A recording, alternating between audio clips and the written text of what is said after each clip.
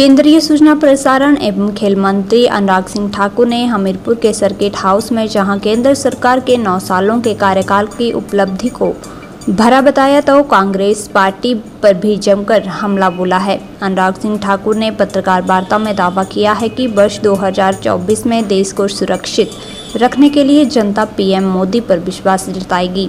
अनुराग ठाकुर ने 9 सालों में केंद्र सरकार की तमाम उपलब्धियों को भी गिनवाया। अनुराग सिंह ठाकुर ने कहा कि पिछले 9 सालों में केंद्र सरकार ने किसानों की भलाई के लिए अनेकों कदम उठाए हैं और जहां यूपीए की सरकार ने किसानों को खाद की बजाय लाठियां मिलती हैं। उन्होंने कहा कि संसद में हर बार चर्चा होती थी कि किसानों को खाद नहीं मिलती, लेकिन 9 साल में खाद की कमी नहीं आई है और न ही खादों के दामों में बढ़ोतरी की है।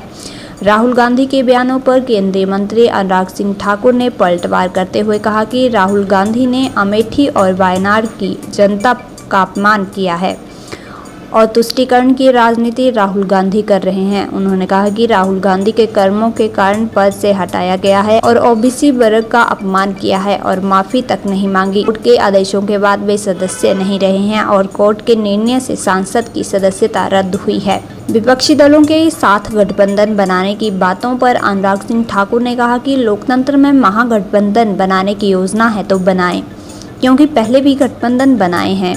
उन्होंने कहा कि गठबंधनों में ना नीति है और ना ही नेता है।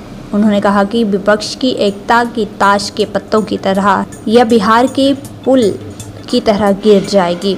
उन्होंने कहा कि कुछ राजनीति पार्टियों ने गठबंधन के लिए पहले ही मना कर दिया गया है। अनुराग सिंह ठाकुर ने दावा किया है कि 2024 की जनता नरेंद्र मोदी को जिताएगी और जनता जानती है कि देश को सुरक्षित रखने के साथ आत्मसम्मान भी देना है।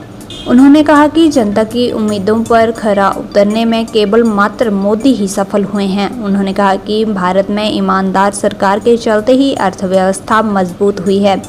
हमीरपुर संसदीय क्षेत्र से मुख्यमंत्री और उप मुख्यमंत्री होने के सवालों पर अनुराग सिंह ठाकुर ने कहा कि हर चुनाव चुनौती है और हर चुनाव गंभीरता से लड़ना चाहिए। उन्होंने कहा कि बीजेपी अपने कार्य व उपलब्धियों को लेकर जनता के बीच जाएगी और जनता का पहले भी प्यार व सहयोग मिला है और भविष्य में भी मिलेगा।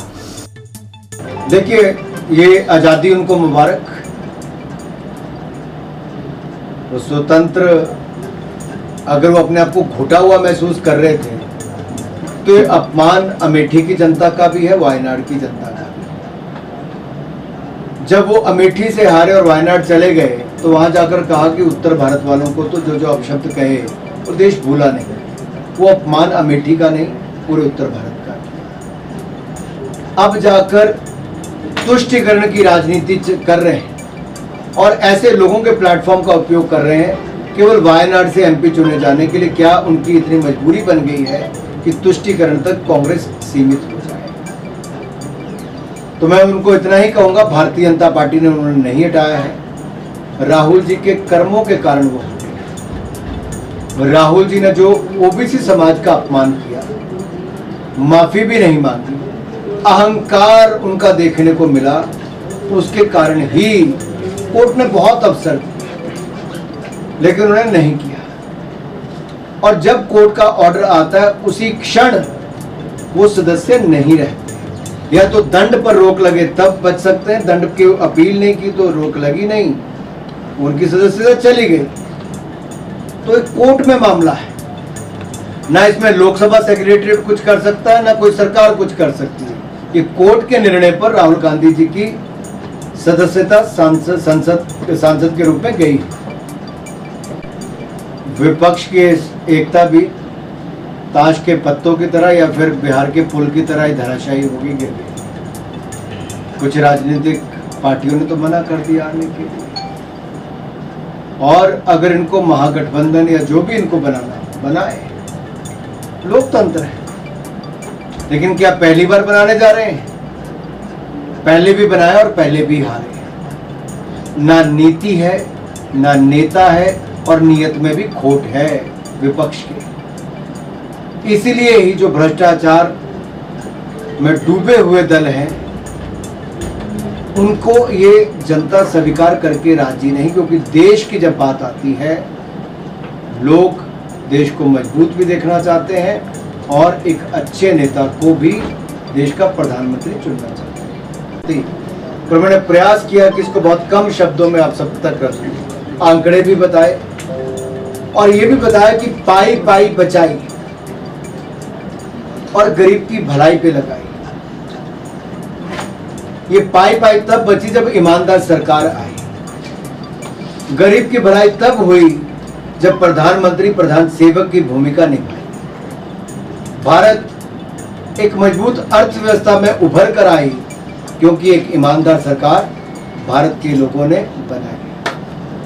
हर चुनाव चुनौती है और हर चुनाव गंभीरता से लड़ना चाहिए। हम अपनी उपलब्धियों को लेके जाएंगे, अपने कार्य को लेके जाएंगे। हम लोगों के बीच में रहे हैं और लोगों का आशीर्वाद पहले भी मिला है, भविष्य में भी मिलेगा। और हमने पिछले साल में 2,30,000 करोड़ रुपए की सब्सिडी इसमें दी।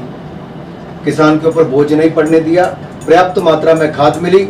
याद करो 2012-13 के यूपीए का समय जब लाठियां मिलती थी, खाद नहीं मिलती थी। और ये मैं इसलिए कह रहा हूं, मैंने स्वयं वो देखा कि पार्लियामेंट में चर्चा होती थी, खाद नहीं पहुंची, खाद फैक्ट्री वालों को ब्लैक हो जाती थी, लेकिन किसानों को नहीं मिलती थी। हमारे 9 साल में कभी खाद की कमी नहीं आई और ना ही हमने दाम बढ़ने दिए। नेक्स्ट, मैं आज भी आपको लिख के दे सकता हूँ, 2024 की जनता नरेंद्र मोदी जी को ही जिताएगी। जनता बहुत समझदार है, वो जानती है कि देश को सुरक्षित भी रखना है, अर्थव्यवस्था को भी मजबूत करना है, मान सम्मान भी देश का जो बना है, और जो दुनिया होप भारत में देखती है, उम्मीद भारत में देखती है, हमें उनकी उम्मीदों पर भी खरा उतरना है।